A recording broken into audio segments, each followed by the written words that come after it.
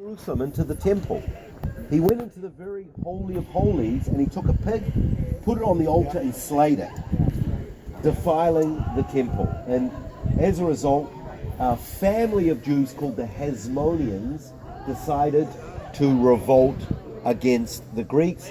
Their name was also called the Maccabees, which means a hammer. But their original name was the Hasmoneans, a family. Judah Maccabee was the father, and he had 5 sons. And over an 8-year period, they fought and they defeated the Greeks. And when they did that, the first thing they wanted to do was to rededicate the temple. So they cleaned it up. They wanted to get some oil to put in the holy place. They could only find enough for 1 day, and it burned for 8 days. And they saw this as a sign that God was with them. New beginning 8. Maybe you've heard of the Jewish festival that we celebrate in honor of that. It's called Hanukkah. Yeah. We just celebrated that. Okay, we've got the Greeks out, and now we've got our own independent Jewish state in our homeland. Wonderful. Or so it seemed wonderful. A new problem arose, and this is really getting to the heart of the matter.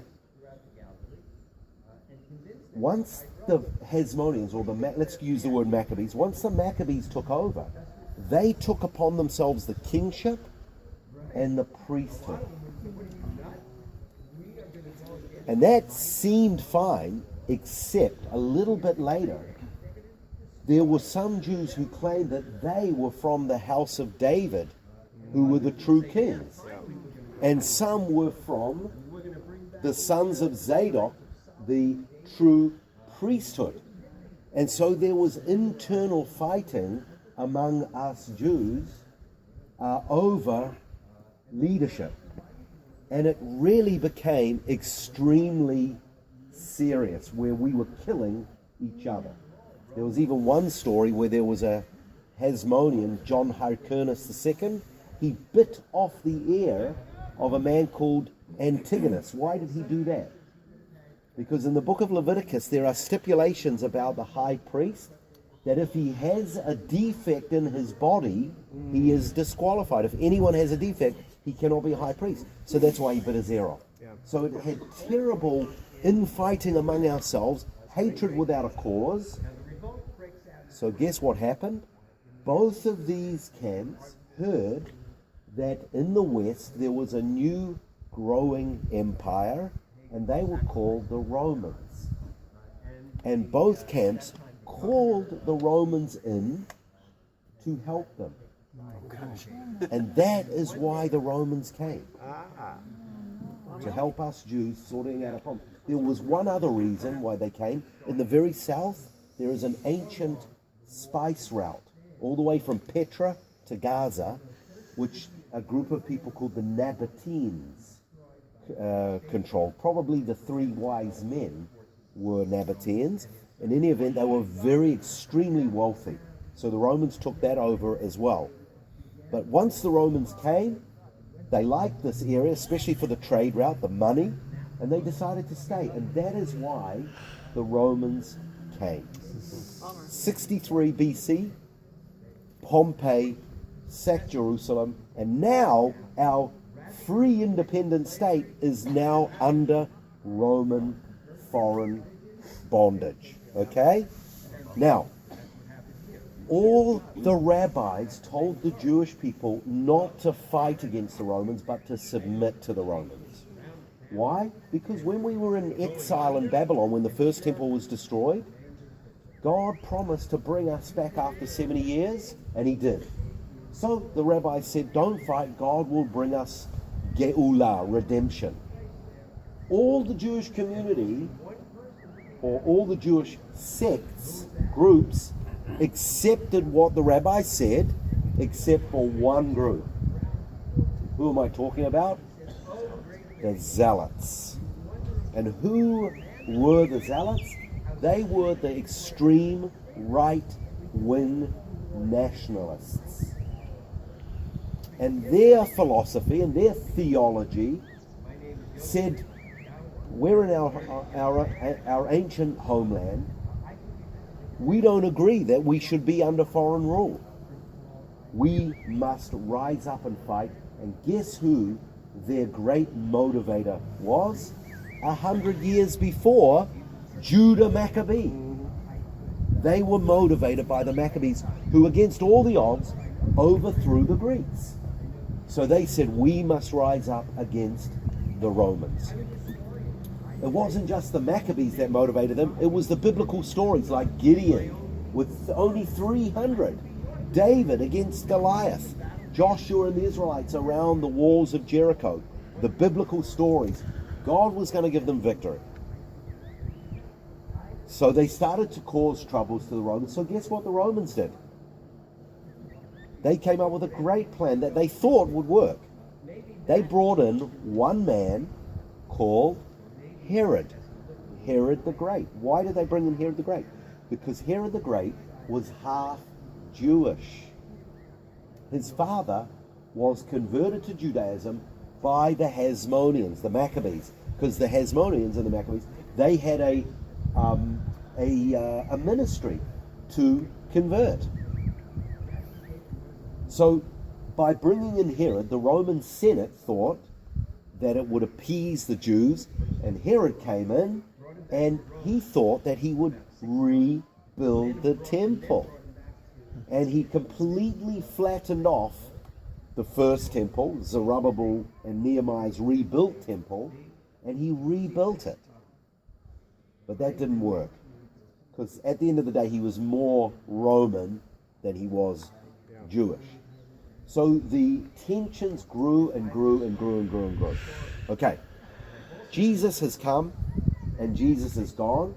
We are now in the year 66 AD. And by the way, when I talk about Masada here, there's two periods. There's King Herod, and there is where we're going to talk about now. Now let's actually, before we go to 66 AD, let's stick with Herod. Not only did Herod build the temple in Jerusalem, he also built this fortress here. And that's what the word Masada means, a fortress.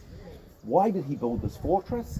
Well, in case he had troubles, mainly from the south, Egypt, or from the east.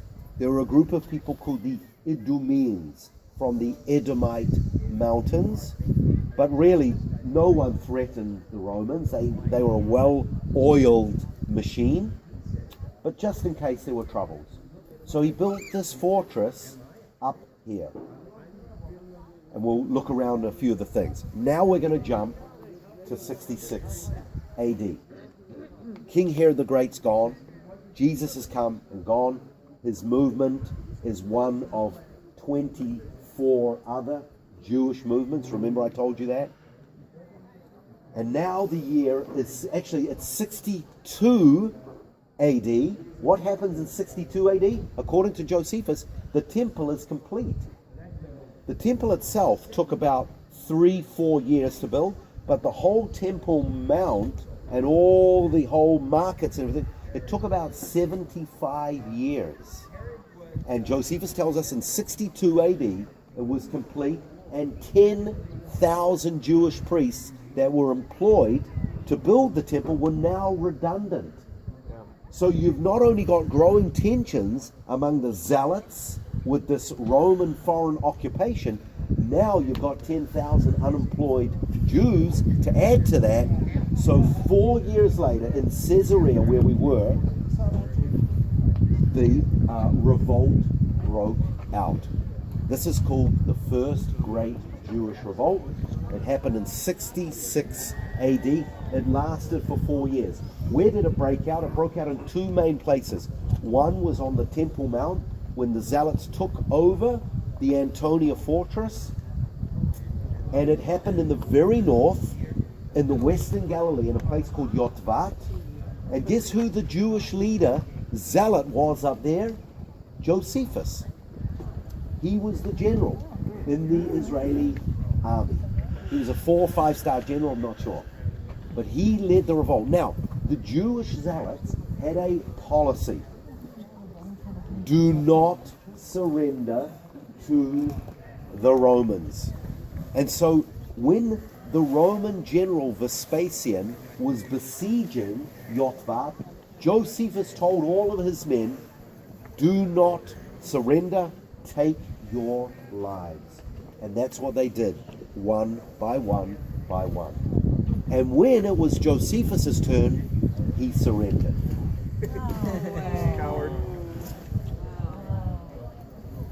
He's kind of considered a little bit of a traitor. Be that as it may, he is our one and only historian, and he predicted when he was captured that Vespasian would one day become the Roman emperor. And not long after that, he did. He became the emperor, and so he gave Josephus special privileges to be the historian that we know. So Vespasian is the new emperor, and his son Titus is the new Roman general. The revolt lasted in 70 AD, until 70 AD, when finally Titus, according to Josephus, looks up into heaven and says, God, do not hold me responsible for the destruction of this temple.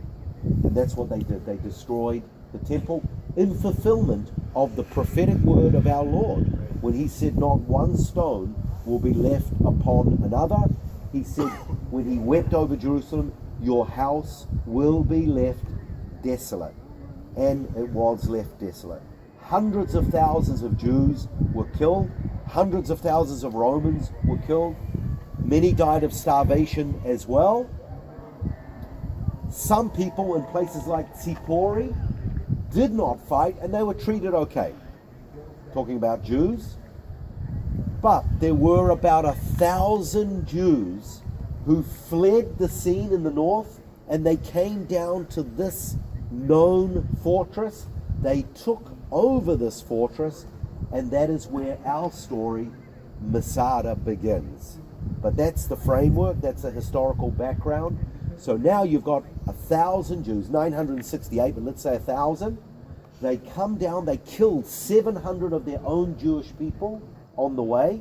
They bring their livestock, they're planting, they're settling here, number one. Number two, they're fleeing the Romans. But number three, they still believe that God is going to give them victory against the Romans. So they're re-preparing for another battle. Okay, we're going to go up a little bit and we'll tell more of the story as we go up. Any questions? Awesome. Okay.